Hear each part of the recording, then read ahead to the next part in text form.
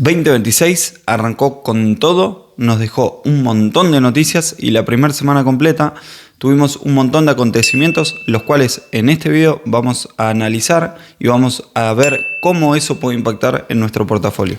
Si vos querés tener una lectura ordenada de lo que pasó esta semana y cómo eso va a impactar en los precios de los determinados activos, quédate hasta el final de este video y vamos a repasar todo. Sin dudas, el acontecimiento más importante de la semana es el arresto de Donald Trump a Nicolás Maduro, el presidente de Venezuela, y que más allá de las cuestiones políticas que acá no vamos a ahondar porque no nos interesa, únicamente vamos a analizar de forma objetiva qué sucede con el mercado, sabemos que esto tiene una implicancia para el petróleo y entra en juego uno de los países más importantes en reservas de petróleo del mundo. Como dijimos recién y mencionamos, Venezuela es un jugador muy importante que va a llegar al mercado en caso de que obviamente Estados Unidos pueda llevar a cabo la transición que dijo Donald Trump de forma correcta y Venezuela comienza a respetar sus contratos con los privados y obviamente esto comienza a dinamizar el mercado en Venezuela para poder explotar el petróleo. Es evidente que la estructura y la infraestructura de Venezuela tiene un deterioro de muchos años, así que obviamente el petróleo no va a llegar mañana, pero va a ser un jugador muy importante y es de cara a un tiempo que debemos tener en cuenta y ver en el precio del petróleo. Y obviamente que vamos a tener que ver orden institucional, infraestructura, inversión y un montón de cosas más que tienen que suceder para que Venezuela pueda empezar a explotar ese potencial que tiene como país petrolero. Entonces, yo creo que de cara a los próximos 6 meses hay que tener muy en cuenta qué va a suceder en Venezuela y qué va a suceder con el precio del petróleo. Y acá voy a hacer una mención con 2 empresas claves. La primera es Chevron, que es quien va a explotar el petróleo venezolano, y la segunda es YPF, que si el precio del petróleo cae, sus utilidades pueden verse afectadas y obviamente que nosotros como inversores locales invirtiendo en YPF podemos ver ciertos movimientos en el precio de la acción. Y ahora vamos a analizar obviamente qué hizo el petróleo después de este conflicto y antes qué venía haciendo. En este contexto revisamos qué hizo el precio del petróleo y vamos a aclarar 2 puntos importantes. El primero es el conflicto entre Estados Unidos y Venezuela aporta pánico en los mercados y eso puede generar que el precio fluctúe de forma errónea.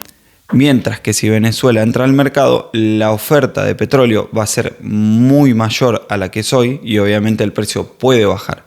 Entonces, hay 2 componentes que le pueden aportar condimentos al precio que pueden hacer que el precio o caiga o suba.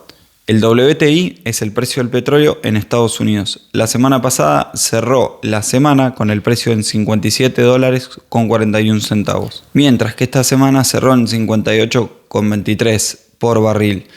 El precio no tuvo una implicancia inmediata. Consideramos estas cuestiones que estamos conversando previamente, que es que el petróleo no va obviamente a extraerse de manera rápida de Venezuela y eso puede generar que el precio todavía no tenga una reacción. Por su parte, el Brent, que es el petróleo a nivel mundial, sí tuvo una suba un poco más importante, que fue del 5%, yendo de los $60 por barril aproximadamente a los 63. Y esto refuerza la idea de que el mercado todavía no cree cambios inmediatos en la oferta o en la demanda del petróleo. Saliendo un poco del plano internacional, vamos a entrar en el plano local y en las finanzas públicas, que fue lo que sucedió esta semana en Argentina. Pago de cupones de bonos. Finalmente el gobierno anuncia el pago de cupones y amortización de capital de bonos este día viernes por 4.200 millones. Una noticia que todos en el mercado esperábamos de manera positiva, pero bueno, mucha controversia hubo en cómo se iba a pagar o con qué dinero se iba a pagar eso. El gobierno de los 4.200 millones de dólares, 1.000 millones de dólares había conseguido en el mercado, volviendo al mercado internacional, emitiendo un nuevo bono, y los 3.200 millones restantes los consigue a través de un repo con 6 bancos internacionales. Esto es un hecho muy relevante y no solamente por el monto de dinero que implicaba para Argentina, sino también considerando la señal que el gobierno le quiere dar al mercado de confianza y que obviamente se está haciendo responsable de sus pagos y de sus obligaciones con el mercado. Obviamente esto es muy importante porque el gobierno anuncia y desde que llega al poder una responsabilidad con obviamente sus obligaciones y está cumpliendo en tiempo y forma con lo que promete. En paralelo, la Secretaría de Finanzas anunció que desarma el swap con Estados Unidos por 20.000 millones. Este swap, que previo a las elecciones de 2025 había funcionado como seguro anticorridas, que obviamente hacía de respaldo en el activo del Banco Central, para así la gente dolarizaba por demás su portafolio, que terminó sucediendo, pero no se utilizó el swap de los 20.000 millones. Y otra noticia que es muy relevante en el plano local, sin dudas, de esta semana, fue el acuerdo con la Unión Europea y el Mercosur, considerándose esto un avance histórico. Después de más de 25 años, haber podido llegar a este acuerdo es muy importante. Y esto obviamente posiciona a Argentina como un jugador importante a nivel global. Es importante entender que este acuerdo obviamente genera una posición muy beneficiosa para Argentina a nivel mundial, ¿no es cierto? Cuando decimos comercializar, sobre todo con Unión Europea y obviamente la relación que es muy visible entre Argentina y Estados Unidos hoy. Lo cierto es que este acuerdo amplía la oferta, o mejor dicho, la demanda de 700 millones de personas, y eso a Argentina le podría resultar muy bien si se dan las condiciones internas del país para poder exportar. Antes de seguir con el resumen semanal, me gustaría decirte que si te interesa este tipo de contenido, le puedes dar like y darle a la campanita para suscribirte, que a vos no te cuesta mucho y a mí me aporta un montón. Ahora le vamos a poner la estrellita principal al ganador de la semana, que fue sin duda obviamente la empresa Mercado Libre. Mercado Libre esta semana subió un 10,7% y las especulaciones, si bien a ciencia cierta no podemos saber qué fue lo que provocó la suba de Mercado Libre, las especulaciones dicen que Mercado Libre es el jugador local del e-commerce en Venezuela. Es decir, Mercado Libre es el mejor posicionado para explotar a Venezuela en el caso de que obviamente se pueda ingresar al país y que la seguridad jurídica lo permita. También es cierto que Mercado Libre viene presentando un crecimiento sostenido y es una de las empresas más importantes obviamente de América Latina.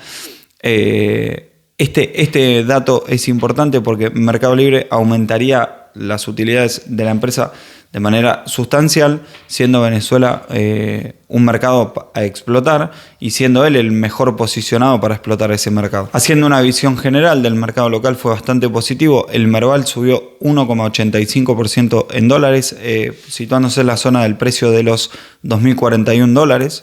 El movimiento se encuentra dentro de lo esperado. Las noticias de Argentina en el inicio del 2026 fueron muy positivas y obviamente va en línea con los otros índices de la región que muestran subas bastante similares a lo que fue el Merval en términos de rendimiento y performance. Adicionalmente, vamos a mencionar que el mercado sigue esperando qué va a suceder con la tasa y con la política monetaria en Estados Unidos y sigue exigiendo un sendero bajista en las tasas, que eso obviamente tiene influencia en el mercado y en la economía real, siendo los bonos jugadores importantes cuando este tipo de movimientos suceden y obviamente el mercado busca y migra a otro tipo de activos y eso dinamiza la economía. Sin extender demasiado este resumen semanal, vamos a ver los principales indicadores de la semana, siendo el oro uno de los más importantes porque está en un máximo histórico en $4.507.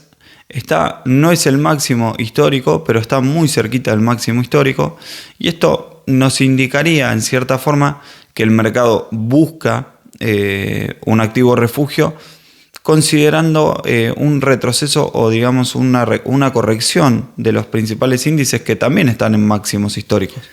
Mientras que el S&P 500, que mide las 500 empresas más importantes de Estados Unidos, tuvo una suba o un incremento del 1,6% en esta semana. El índice Nasdaq tuvo un incremento del 1,91%, en línea con lo que sucedió en Argentina y lo que está sucediendo en Estados Unidos, mientras que la región Brasil, el Bovespa, subió un 1,76%, en línea con lo que hizo la primera semana de este 2026 el mercado global. Si bien la primera semana de este año 2026 fue positiva, va a ser un año muy importante, crucial. Argentina va a unirse al mercado global. Es importante entender que hay un montón de cambios a llevarse a cabo en Argentina que van a ser importantes a la hora de dinamizar la economía. Por eso que Argentina tiene un potencial de crecimiento bastante grande, mientras que a nivel mundial vemos que mucha gente está migrando al oro. Eso da cierta desconfianza que puede llegar a haber una corrección en los mercados globales o los principales índices. Pero bueno, el contexto local argentino es muy positivo.